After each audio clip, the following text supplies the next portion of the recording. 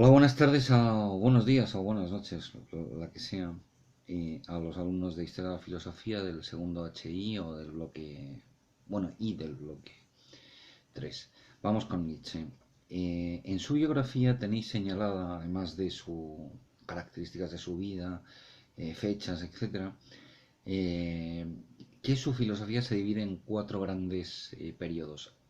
El periodo de la filosofía de la noche, representado por el título El nacimiento de la tragedia en el espíritu de la música, el periodo de la filosofía de el amanecer de la aurora, que está representado, entre otros, por el libro del que tenemos que leer dos números, La Gaya Ciencia, el periodo de la filosofía del mediodía, ahí donde hay más luz, el Asiabro Zaratustra, que es el más conocido de los libros de Nietzsche, donde presenta todos sus grandes temas, la muerte de Dios, el superhombre, el eterno retorno. Y por último, el periodo más crítico de Nietzsche, el que se etiqueta como la filosofía martillazos, que es como él mismo la denomina, este filósofo que dice de sí mismo que no es un filósofo, que es dinamita, y que está representado por dos grandes textos, La genealogía de la moral y Más allá del bien y del mal. Bueno, pues ahora nos vamos a la filosofía o al pensamiento de Nietzsche propiamente, que tiene cuatro grandes problemas tratados. El problema de el conocimiento, como en tantos autores, que incluye la metafísica, no se os olvide, es decir, la teoría del autor acerca de la realidad. Después el problema de la moral, el problema de Dios y el problema del hombre. La sociedad y la política no la tenemos tratada en Nietzsche. Vámonos al conocimiento, que incluye la realidad, y empezamos por esta última. La realidad, dice Nietzsche, que es voluntad de poder. No confundamos esto con la voluntad de vivir. Schopenhauer había dicho en El mundo como voluntad y representación que el mundo en sí, más allá de nuestra representación, era una voluntad, es decir, un querer absurdo que lo único que quería era seguir siendo irracional, sin finalidad, etcétera. Esa voluntad de vivir, de seguir siendo lo que se es, no es la voluntad de poder de Nietzsche. La voluntad de poder de Nietzsche es voluntad de ser más, de más intensidad. Por eso la voluntad de poder en Nietzsche requiere de obstáculos, de fuerzas, de resistencias. Así, venciendo, superando esas resistencias, siente que han sido vencidas y entonces se hace más fuerte, más intensa. Esa voluntad de poder hace referencia a una pluralidad de fuerzas que son irracionales, impersonales, inconscientes, que luego se manifiestan en una pluralidad de instintos, en una pluralidad de pulsiones, en el mismo apetito racional de bien, que es la voluntad, tal y como tradicionalmente ha sido definida por la filosofía, pero que y a la que podemos acceder por introspección, qué es esa facultad que quiere en nosotros. Pero eso, todo eso no son más que expresiones de la voluntad de poder, que es algo más íntimo y a lo que propiamente no se puede acceder por introspección. Bueno, pues esa voluntad de poder, digo que es plural, que está constituida por todas estas fuerzas, tanto en el mundo orgánico como en el mundo inorgánico. La cristalización, por ejemplo, de los minerales sería el mismo ejercicio de voluntad de poder, lo que pasa es que manifestado de ese modo. Bueno, pues ese fondo de lo real, que es un proceloso mar lleno de batallas, digamos que se puede representar como en dos grandes dimensiones de lo existente o de la vida, que son el aspecto dual de la misma, que los griegos habrían representado a través de dos grandes dioses del Olimpo, tanto Apolo como Dionisos. Apolo representa de lo real el aspecto apariencial, estático, momentáneo, si queréis, onírico, en el sentido de que los sueños son una sucesión de imágenes, cada una de las cuales de algún modo tiene una silueta determinada, la mesura, la medida, lo que está a la luz, lo luminoso, la individuación, todo esto es lo que representa el dios Apolo, lo apolíneo. Sin embargo, hay otro aspecto de la realidad que es lo dionisíaco, que viene a significar el aspecto fluyente de lo real, dinámico, oscuro, unitario, el éxtasis, en la medida en que el éxtasis es el salir fuera de la individualidad para fundirse con el todo. Las artes de lo dionisíaco son la música, la danza, mientras que las artes de lo apolíneo son la pintura, la escultura, la arquitectura, es decir, las artes estáticas. Dionisos es el dios de la embriaguez, es el dios del exceso, es el dios del romper el límite, de lo ilimitado, de la unidad, de la oscuridad también, etc. Todo esto, lo apolíneo y lo dionisíaco, es decir, digamos la cara amable, serena, luminosa de la vida, y la cara oscura, la que hace referencia a lo irracional, a lo instintivo, a la muerte, a la enfermedad, al sufrimiento. Todo esto que es más lo dionisíaco, pues ha sido junto a lo apolíneo perfectamente armonizado por los griegos previos a la filosofía. Y es en la tragedia, que es una creación, digamos, que tiene ya sus grandes creadores en Esquilo, Sófocles y luego Eurípides. En los primeros todavía se mantiene ese perfecto conjugar estas dos dimensiones de la realidad. Tened en cuenta que Esquilo y Eurípides, Esquilo y Sófocles no son los primeros trágicos, pertenecen ya a una tradición anterior, aunque son los que nosotros conocemos, son de los que nos han quedado las grandes obras. Bueno, pues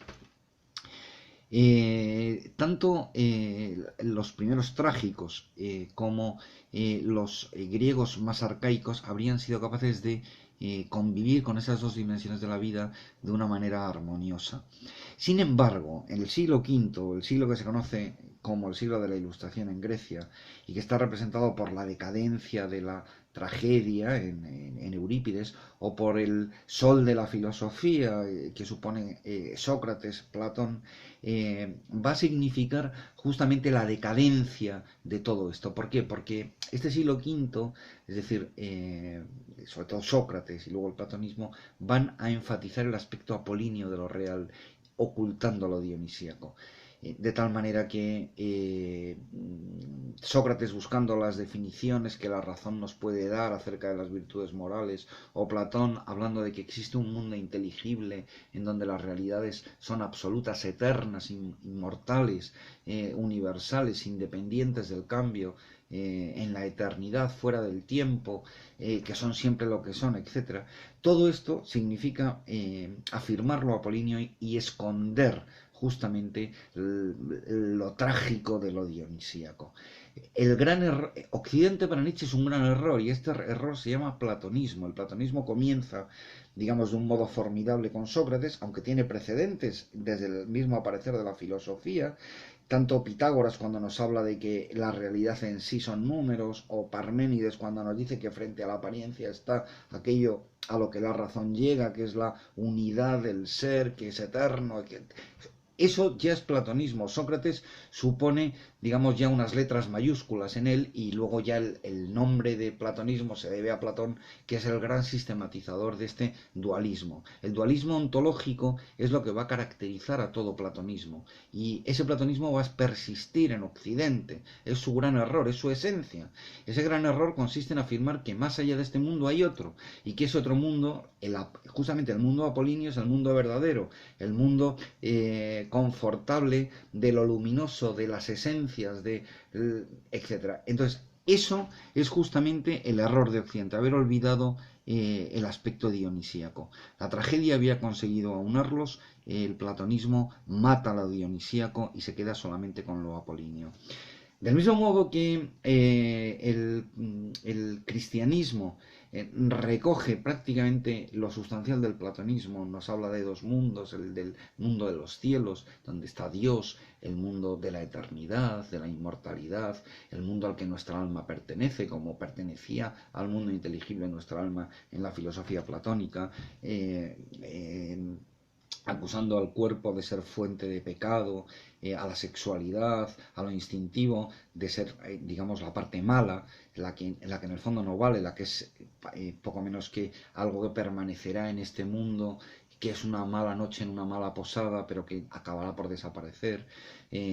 Bueno, pues del mismo modo que el cristianismo es platonismo para el pueblo, que dice Nietzsche, lo que viene después del cristianismo en Occidente, es decir, por poner grandes etiquetas, sería la ciencia del Renacimiento, que luego posteriormente se afana más, se intensifica en la Ilustración, pero también la democracia, sus expresiones, por ejemplo, la Declaración de los Derechos del Ciudadano ligadas a la Revolución Francesa y el socialismo. Todos son expresiones del platonismo en la medida en que todas estas expresiones hablan de un transmundo, de un mundo más allá de lo que hay, que es el mundo del devenir y de las diferencias. Es el mundo, por ejemplo, en la ciencia, de la ley, de la regularidad. Es el mundo en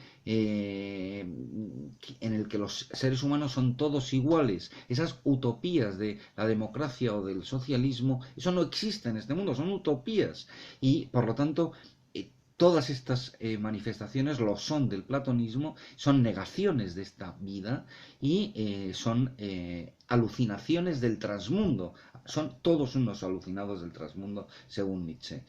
Mucho más cercano a lo real va a estar el arte, que es una metáfora de lo real, pero subjetiva, que no pretende ser una representación objetiva de nada. De tal manera que con la realidad ha dado mucho mejor el arte, ha dado mucho mejor con ella el mito y ha estado mucho más cerca de ella, pues desde luego el punto de vista del politeísmo o el punto de vista del paganismo. Vamos a seguir ahora con el conocimiento. A ver si puedo meter en el tiempo que tengo lo que vamos a decir. Vamos a ver, el conocimiento en Nietzsche se presenta como un perspectivismo. En el conocimiento solamente es posible la perspectiva. La perspectiva está transida de subjetividad, de historicidad, de biografía, de biología, de psicología, de tal manera que es siempre una interpretación de lo que hay. Cualquier punto de vista en el conocimiento es una interpretación y no tiene más derechos que otras, desde el punto de vista de eso que ha sido entendido siempre como verdad, es decir, como una representación que se adecue a lo real. Esa verdad como adecuación a lo real, eso no existe, eso es irreal, es una ficción, es, como dice Nietzsche, una falsedad que ha olvidado que lo es. De tal manera que, pero a Nietzsche una cosa, esto no le importa, a Nietzsche que la perspectiva no sea verdadera es algo que le tiene sin cuidado. Lo único que le importa es que la perspectiva esté a favor de la vida o no. Si está a favor de la vida, será una perspectiva ascendente, si no, será decadente. El platonismo es una perspectiva decadente, mientras que su filosofía es una perspectiva favorable a la vida.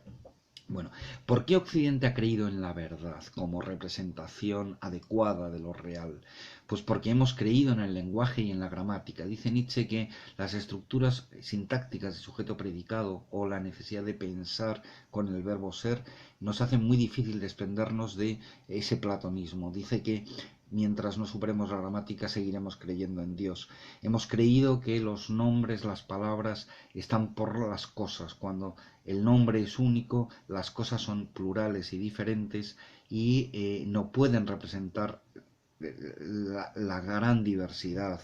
La palabra nace a partir de una experiencia originaria, pero luego pretende valer para todos los objetos de una clase. Entonces se convierte en una etiqueta en donde la intuición muere. Los conceptos asentados sobre las palabras y las relaciones entre los conceptos son nichos, todos ellos son cementerios, nichos de las intuiciones originarias. De tal manera que el lenguaje y el concepto y las relaciones entre ellos, las leyes, no poseen la realidad. Inicialmente han tenido una función, bueno, y tienen una función pragmática, convencional, pero no son la verdad. Cuando creemos que son la verdad, estamos olvidando que se trata solo de una convención, es decir, una falsedad, y si olvidamos que es una falsedad, pues acabamos creyendo en la verdad, que es una falsedad que ha olvidado que lo es, una ilusión. Además, porque tras esta voluntad de verdad a toda costa que presenta el platonismo, también la ciencia, no tener ninguna convicción porque se cree tan firmemente en la verdad que se puede sacrificar todo por ella, oculta, dice Nietzsche, una voluntad de no engañar, que es un aspecto moral, algo de la moral y por tanto una voluntad de muerte contra esta vida. En el fondo esconde el no aceptar que la vida es diferencia de venir, que nos morimos, que hay